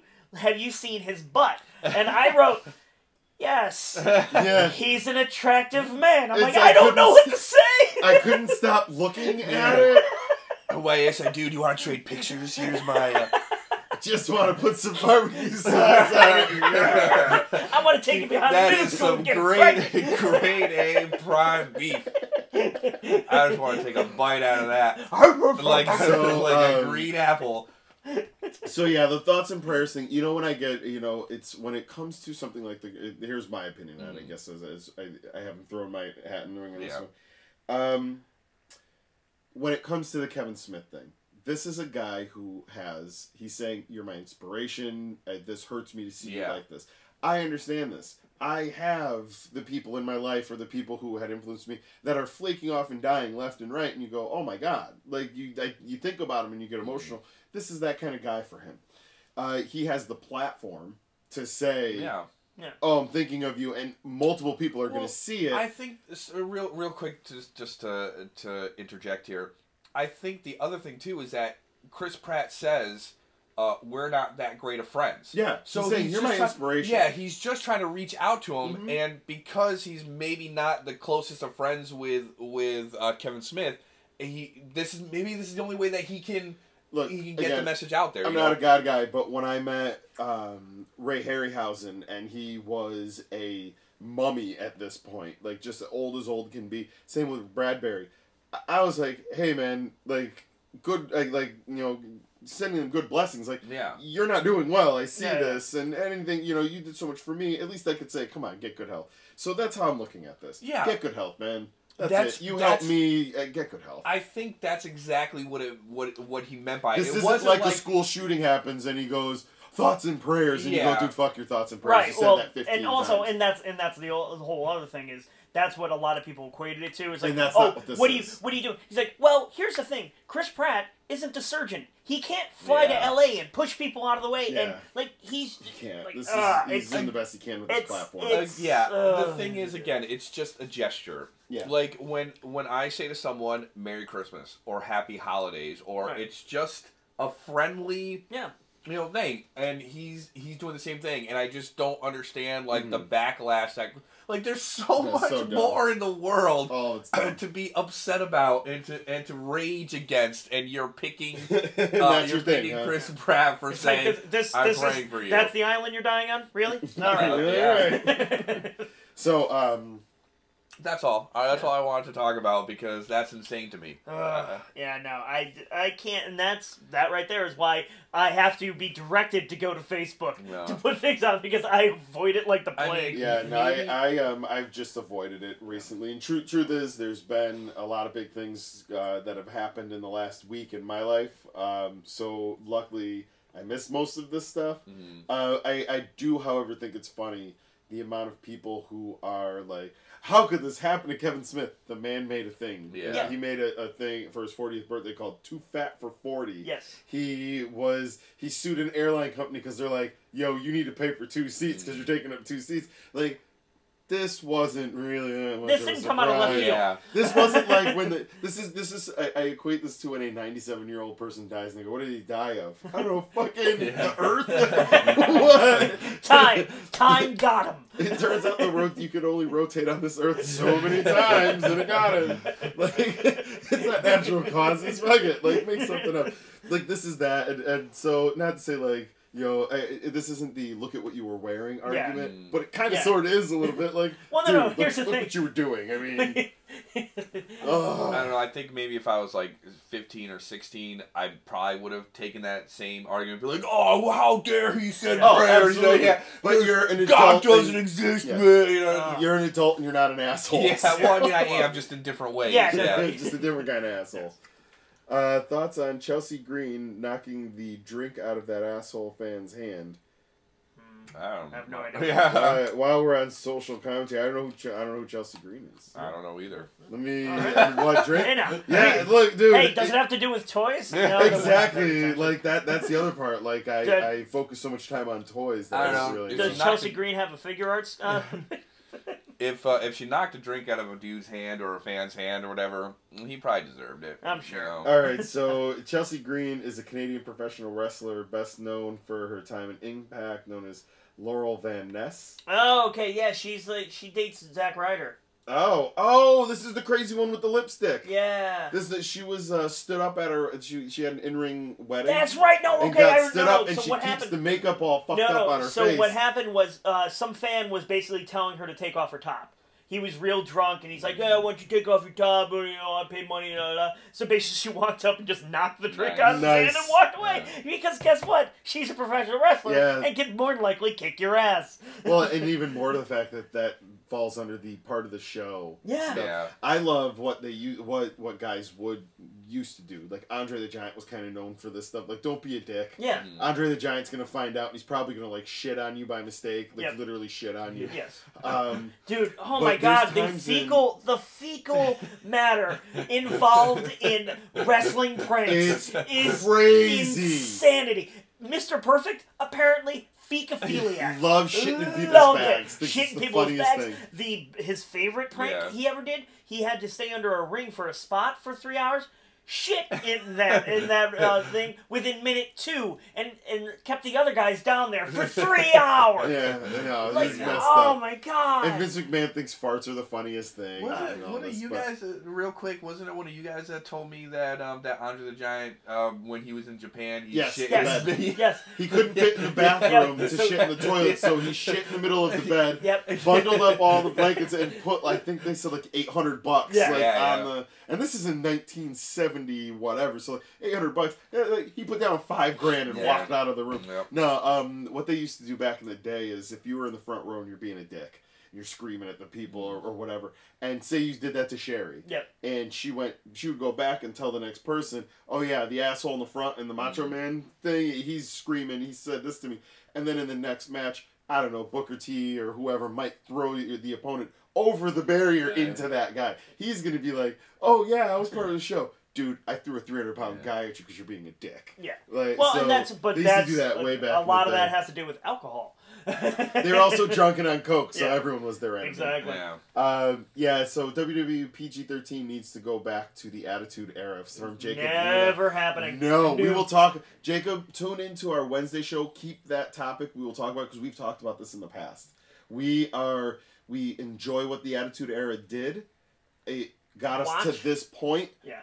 But watch a random Raw. If you watch a random Raw, there's a lot of bad that came from that. If you don't want my underdeveloped heart to get crushed even more, you will not mention the Attitude Era. Yeah, no, Attitude Era is to give it the quick, I guess, our table's thoughts for the most part. I think that the Attitude Era did a good job of getting us from the new generation to ruthless aggression. It also raised the stakes on what wrestling could be in the way of storytelling, both in and out of the ring. I think that it brought in a lot of fans. It brought us a kind of storytelling we had never really seen when it came to the going up against the boss. It pumped up pay-per-view levels that gave us what we have now. All these things happened. Then the problem. This was an echo chamber of crudity. It was where... Crudité. Yeah, it was an echo chamber of carrots and celery. So, no, I think that personally... the Attitude Era, for all the good it did equal amounts of bad. Well, and it gave wrestlers a bad name and an even worse look. At least in the Golden Era, we looked at Andre the Giant fondly. Yeah. And Andre the Giant in the Attitude Era would have been a piece of scumbag garbage. And at the end of the day... Because of the Echo Chamber. And because of that Echo Chamber, at the end of the day, I used to hide the fact that I watched wrestling. Yes. See, that was the opposite. When I was in high school and the Attitude Era was in its... What I'm saying is because of that Attitude Era and what it represented to people who weren't in it. The outside. Outside of it. Garbage. And so so from that era, when I started watching wrestling again in like 2011, like CM Punk's heyday, I didn't tell anyone. Yeah, because all of my friends were like, "Why would you watch that?" Garbage? Yeah, no, I mean, in the heyday of the Attitude Era, I think everybody was a wrestling fan. Like, it was so many wrestling fans. It really did blow up. It really kind of just became a little bit more all inclusive for everybody to watch it, as opposed to the Saturday Morning Superstars, where it was only a certain demographic watching it. My thing about the Attitude Era is, and what you're saying about the good and the bad, that's with everything. For every good, there's bad and stuff like that. Well, wait, before you jump in, to your point, because I know it's going to kind of rein into this, and it goes on what Martin said. Ryan in the chat is saying, no, please no, to bringing back Attitude Era type stuff, which I agree with, especially because I hate hardcore matches. Nostalgia's a real bitch, he says. Sometimes. Rewatch it. It's terrible. Yeah. We remember The Rock and Mankind and all that. You're forgetting Mark Marrow. You're forgetting the Headbangers. You're forgetting the Disciples of Apocalypse. Exactly. So... The thing about me in the Attitude Era is that I'm done with it. I don't want to see these people in the ring anymore. They're old. They're dated. Their wrestling style isn't good anymore. If they want to be a part of the company and they want to help develop talent and be scout and squashing it though. Yeah. Chris and I don't see eye to eye on very many things. This is one subject. This is the one we're all and I've already said this a bunch on our wrestling shows. But every time I see an Attitude Era wrestler come into the ring, I die a little bit. Oh. Here comes the squash. That's why dude, oh my god! When Kevin Nash showed up during the CM Punk thing, I was infuriated. Or when the Road Dogg and they won championships in 2012. They were your tag team champions. Yeah. The Dudleys were the champions in 2016.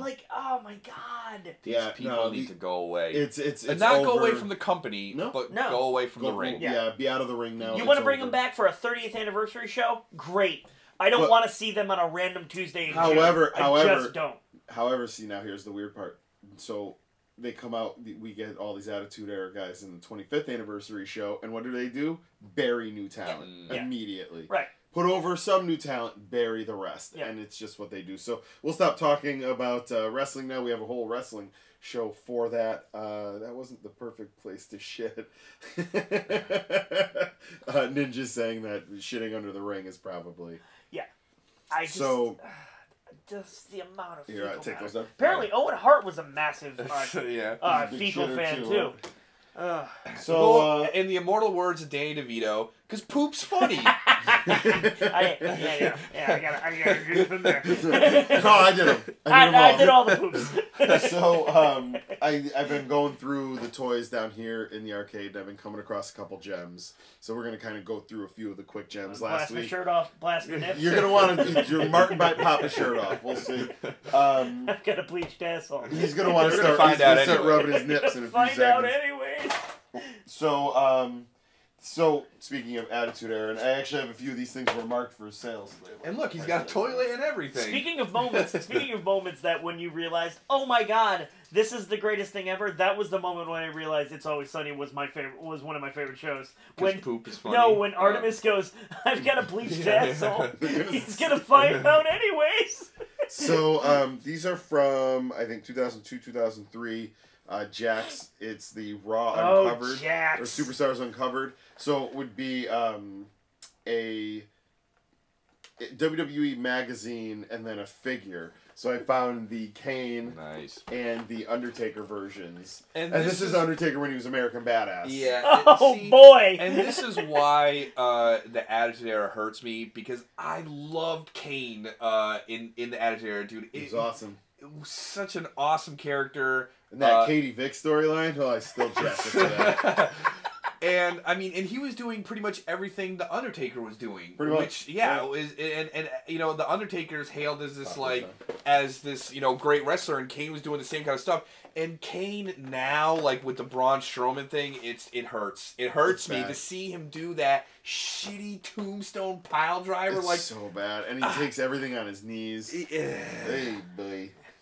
So, this is by Moby Dick Toys, a weird overnight brand kind of. It is funny why we don't know them. It is a now the arms are actually Bendham arms on this Chun-Li. The body is articulated. It is a really cool figure. This is a full cloth costume with exchangeable hands and a different head and a base and all these different things. But it is a Chun-Li in the 6-inch scale. The thing is awesome. It's a weird color for the costume too. It is, it's off blue. There were a few different colors. I also have the cami floating around here. Which is funny because in the box it's that kind of turquoise-ish light blue, but then on the back it's the royal blue. Right, or even on the cover art it's royal blue too. Like yes, that's one of the variants. But even on the back it's there's a few. There was like Player 2 variants and stuff. Source was doing that a lot at the time. That's weird as hell. The bendy arms. This is new, but I'm still just very happy I got it. It's the Boba Fett from the new the Star Wars lines. Very kind of getting hard to find in the store. The aftermarket's beating everyone's ass on it too. What's his dad like? Oh well, he loses his dad. He's real sad. Do you like some ice cream? This is here's some rock salt. So, what's cool about this is it's like part Technics and part Bionicle. It comes up to be just over 10 inches, too. These things are huge.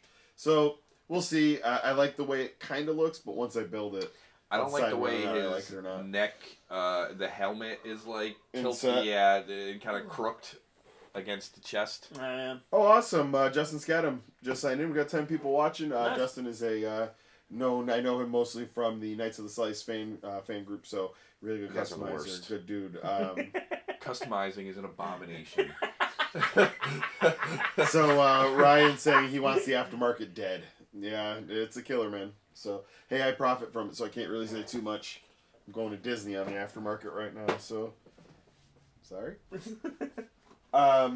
So here comes the crazies. Well, all right, we made a reference to Iron Fist. I love that Iron Fist. So that is the red Iron Fist variant from Marvel Legends. I love that Iron Fist.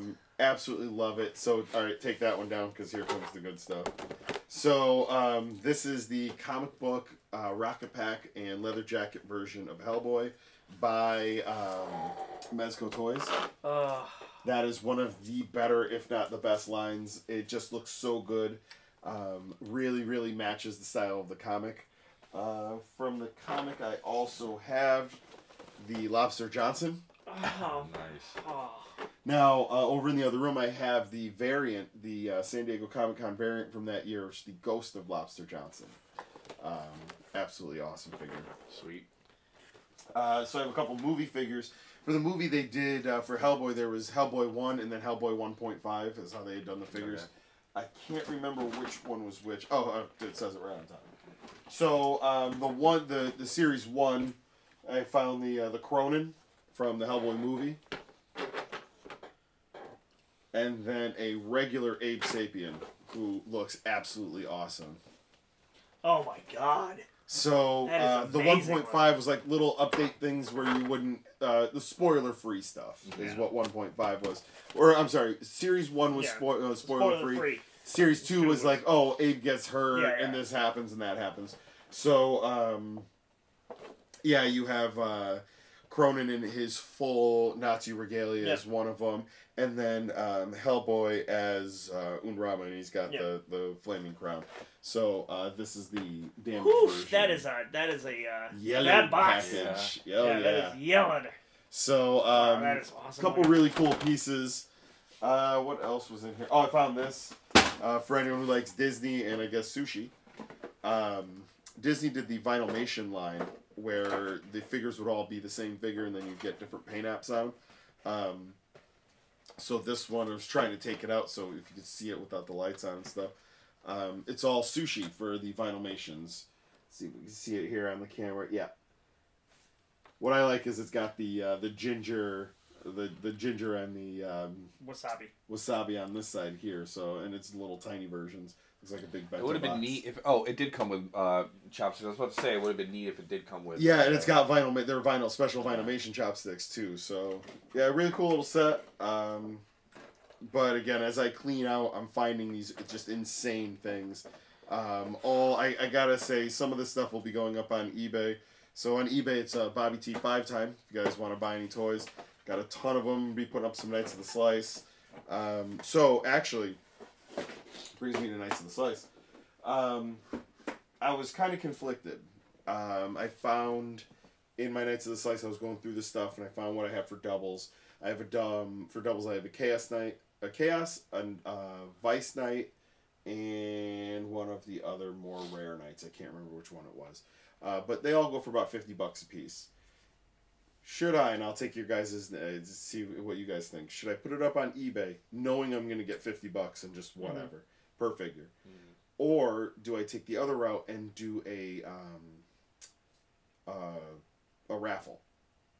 Where so online and social media, what they do is there'll be X amount of spots. You pay $5 to $10 per spot. Do the spinny wheel deal, and winner gets their different figures. This gives somebody a chance to win a $50 figure for $10, but it also you get a lot of people who are obviously going to lose. I would maybe do like one raffle and then put the rest on. And sell the rest. Yeah. Just so someone gets a chance to win something cool, but you're not doing all of them that way. You're not being exploitative. Yeah. Gotcha. So, all right, here we go. Speaking of yellowed packaging, how do you feel about places charging mint prices for it? I see it in all the time in places. I hate it. It's not mint packaging. Yeah. It's yellowed packaging. But I understand it, especially if you're a small mom and pop shop. You paid premium dollar for that thing. Now, yes, it's yellow packaging. You can't do anything about that, but you still got to get your money back. So then that argument should apply to everything then, and that's not the case. It's not my fault that your investment didn't pan out. Why should I pay for your errors? Well, no, and here's the thing. And especially me, I live and die by bad decisions as far as getting toys on the cheap. I have majority of my collection is just stuff that I got on the cheap because Walmart bought too much of something, or it didn't sell out, or Walgreens just trying to get rid of some of their Marvel Legends. I'm benefiting from that.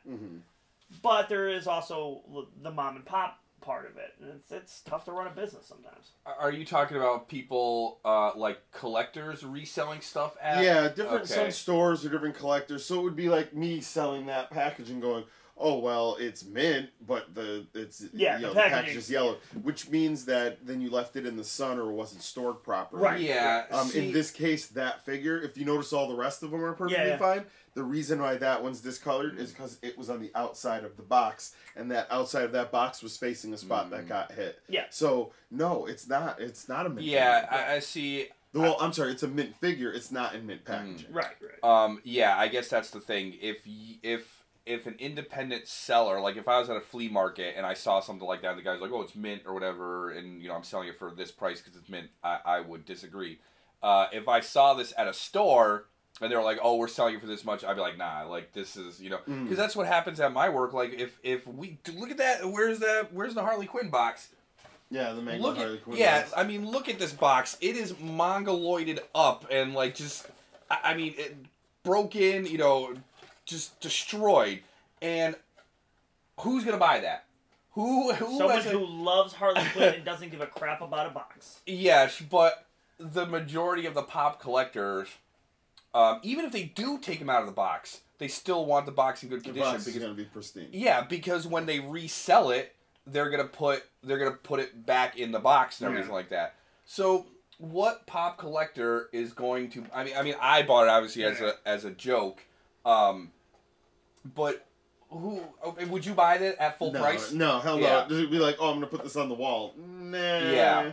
Like I'm even looking at it, and we can't on the pop wall we have here. It would be facing out this way, and it's all jacked up here. So I don't want to put that up. Like. Exactly. Like, and so, from a store standpoint, I disagree.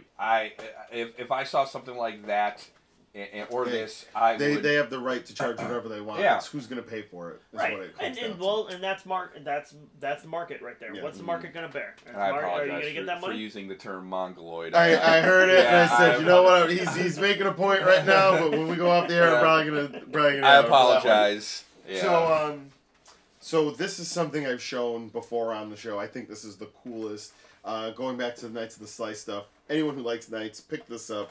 It's from the Ninja Turtles Nickelodeon set, the figures that are the 5-inch versions for the animated show. So it looks like a pizza box, and you just... that's pretty sweet. And it's a whole playset. This thing is awesome. Let's see if that fits. Oh no! So I absolutely love that thing. It is really, really, really cool to just take pictures of it in little diorama type things. I think they open this way. Yeah, they open that way. It's got a bunch of play features. The full version has like guns and like a pizza shooter or something like that. Because there doesn't have to be a pizza shooter. Why not? But what's really great, what I've always loved about this thing, really is the fact that it goes from this to that in like a really fast, nothing amount of fold. Yeah, it's nice and compact. Yeah, I found that at a. Weren't we together when we found this? Maybe at when we were at Savers, I think. Maybe I don't remember. I don't remember when or where I got this thing, but I'll tell you, it's Baby T. Every time I pull this thing out, she's like, "Yes!" And I'm like, "Oh, you're gonna break this! Stop it! Your 2-year-old hands just only know how to destroy." It's like she's like, every now and then I gotta look at my wife and go, "What were you doing with Josh when I was away?" My daughter breaks way too many toys. So, I think we're good. Like here. Chewbacca's? You broke that Chewbacca. It's true, I did. Finally, the truth comes out. What's gonna happen is she's gonna remember that, and one day she's gonna go, "Krista broke Baka." We're like, "Whoa!" But she'll be 23 and be like, his name is Chewbacca, alright? It's been a long time. I'm gonna be on my deathbed, and I'm gonna grab Bobby T by the collar of her shirt and pull him down and be like, "It was me!" And then I'm gonna fall. So you're gonna go full Vince McMahon on it. It was me all along. That's right. Oh god, that would be so amazing. Hey, we got 10 people watching. Nice. All right, guys. Chewie wouldn't go. The show, but... Chewie wouldn't go into the Punjabi prison, and I had to show him who was boss. A Chujabi prison. Chujabi prison. So ew. Yeah. All right, guys. So I think that was it. We've had a pretty fun time hanging out here in the arcade. It's been a while since all three of us have been together. hopefully we can get a few weeks of this in a row. That's the real thing, is when I realized it'd been like 6 weeks. Yeah. Since getting like back-to-back episodes. Yep. So we will be doing some haul videos. We have a lot of hauls, so we'll be popping those out. You'll get something for tomorrow morning to watch when you wake up, hopefully. And I think that's before you do all that praying. You Yeah. got you guys all those prayers, thoughts, all prayers. those prayers you sent it out. You got to watch 5 Live before you. Oh Before my you God. tell Jesus you're most energetic. How funny would a Sunday morning show be of just like a preacher? Like if I just did like a Biggie impersonation, Just basically. you constantly But blotting just your head. blotting Ah. just Oh God. preaching the word of toys, like a toy update, but done as a preacher, and just wow, This that'd be right great. out here. Oh, dude, if I wore a white suit and like hard lit the white suit, that it was just like glowing, and I'm talking about Mezco toys. Awesome. The 112 Collective. Oh Lord, That'd be good. the cult of the 112. He's got bread on his shoulders and laces on his feet. All you have to do is cut the laces, and his boots are useless. When he tweeted that out to me, I was like, God damn it, he's right. Yeah.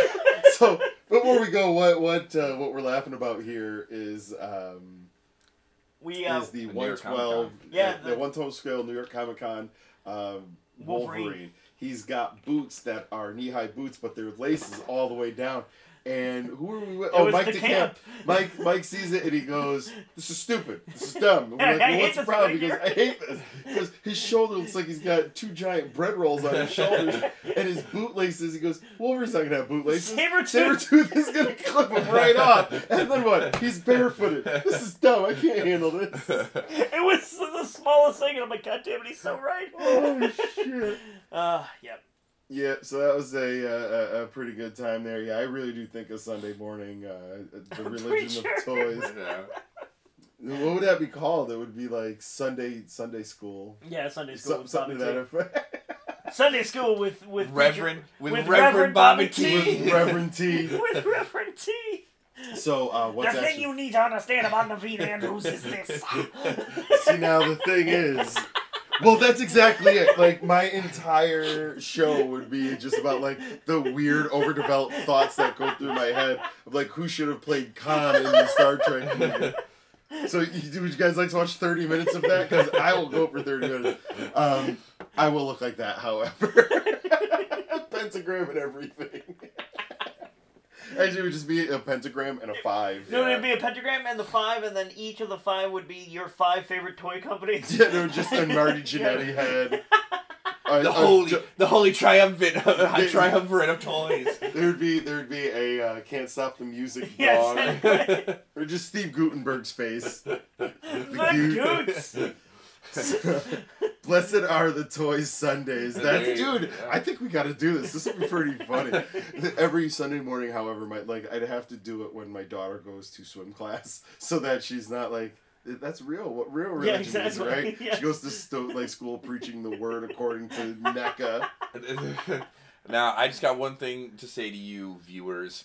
Don't be sending your prayers to me. I don't need them. I believe in science and medicine and technology. Send your lasers to Chris. He wants your lasers. I don't need no prayers from some sky wizard. Hey, guess what? Guess what? It's my prayers. They're going to you. Oh man. They're increasing the size of his heart. They're killing me. Ah, you got me. Oh shit. His black heart. Oh, real quick, because we didn't talk about it on the wrestling. I don't know if we talked about it on the wrestling show, but it continues to be my favorite thing in the world. So there is a character in NXT. His name is Tommaso Ciampa. He looks like he looks like a Krizza if Krizza got super into fitness. Yeah, he's CrossFit Evil Krizza. Yeah, exactly. So Evil CrossFit Krizza. So I like it. Yeah.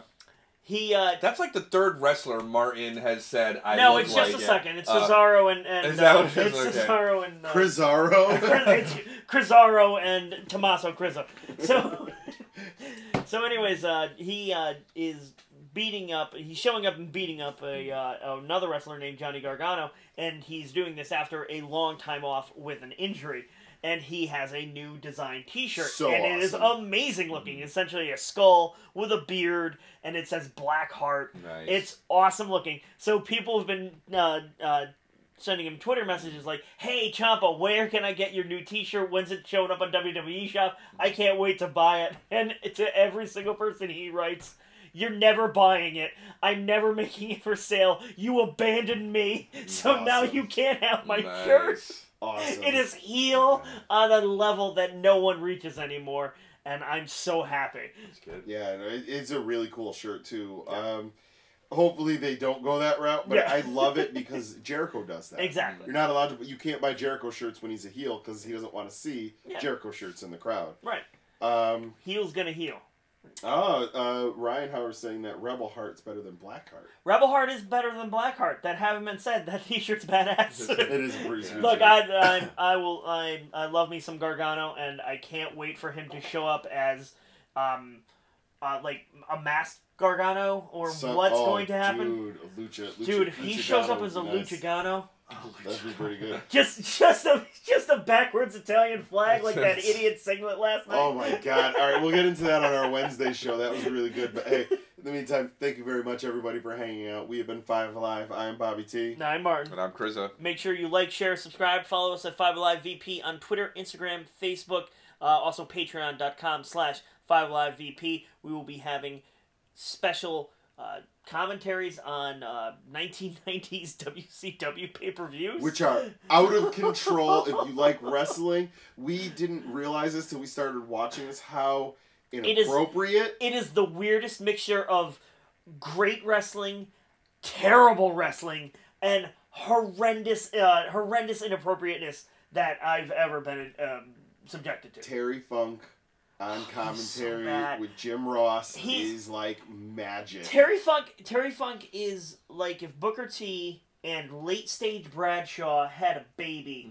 and then put it into a cage. And made it drunk and bitter. Oh, because a lot of times he's like, when I was in the ring. Yeah, there's. But we will talk about that more on Wednesday, guys. Definitely. So hey, remember, always at the end of the day, you bought it because you love it, and that's all that matters. According to this guy, that's what he says. And then he falls over because he can't stand up because terrible mystery minis with their stupid feet.